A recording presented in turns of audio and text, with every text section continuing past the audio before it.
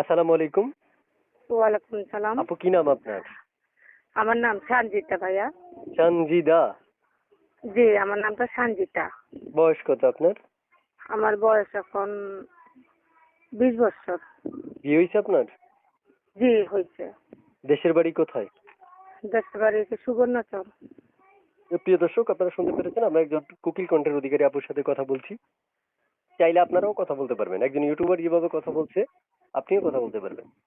তো আপু শুনতে চাচ্ছি যে আপনি যে আমাকে ফোন করেছিলেন, মানে আপনি এখন যে জায়গা থেকে ফোন করেছেন ওই জায়গার ঠিকানাটা বলুন। মানে আপনি যেখানে থাকেন ওইখান থেকে ফোন করেছিলেন? জি, জি, আমার এটা নোয়াখালী সুবর্ণচর।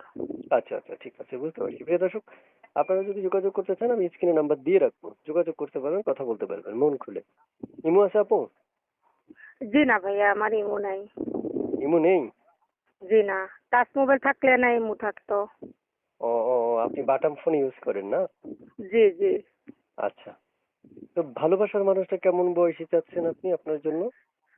সে যেমনই হোক, সে শুধু আমাকে তার দায়িত্ব নিতে পারলে হবো, আর দুটা ডাউল ভাত খাবাইতে পারলে এটি আল্লাহর কাছে শুক্রিয়া আদায় করবো। আচ্ছা আচ্ছা আচ্ছা। বর্তমানে আপনি কি করেন, মানে আপনি কি করেন? আমি ওই মানুষের বাসা বাড়িতে সিলার মেশিন এর কাজ করি আর কি। আচ্ছা আচ্ছা। আপাতত মানে এগুলো দিয়ে আপনি চলছেন? জি, এটা দিয়ে সংসার চলে। আচ্ছা আচ্ছা। প্রিয় দর্শক, শুনতে পেরেছেন আমি যার সাথে কথা বলছি উনি আসলে কি করে, এক এক করে উনি বলেছিল। এখন এখান থেকে কেউ যদি আপনারা তার সাথে যোগাযোগ করতে চান বা কথা বলতে চান, আমি স্ক্রিনে একটা নাম্বার দিয়ে রাখবো। ওই নাম্বারে আপনারা যোগাযোগ করলে অবশ্যই তার সাথে কথা বলতে পারবেন এবং মন খুলে তার সাথে ভালোবাসার আদান প্রদানও করতে পারবেন। তো আপু শুনতে চাচ্ছি যে মানে কোনো দর্শক যদি আপনাকে অপেক্ষা করতে বলে আপনি করবেন? অবশ্যই জি। মানে কেউ যদি অপেক্ষা করতে বলে করবেন কিনা, জি, মানে কেউ যদি অপেক্ষা করতে সেটা বলে করবেন? অবশ্যই। সেটা অবশ্য করবো। উনি যদি আমার দায়িত্ব নিতে পারে আমি অবশ্যই ওনার অপেক্ষা করবো। আচ্ছা আচ্ছা আচ্ছা, বুঝতে পেরেছি।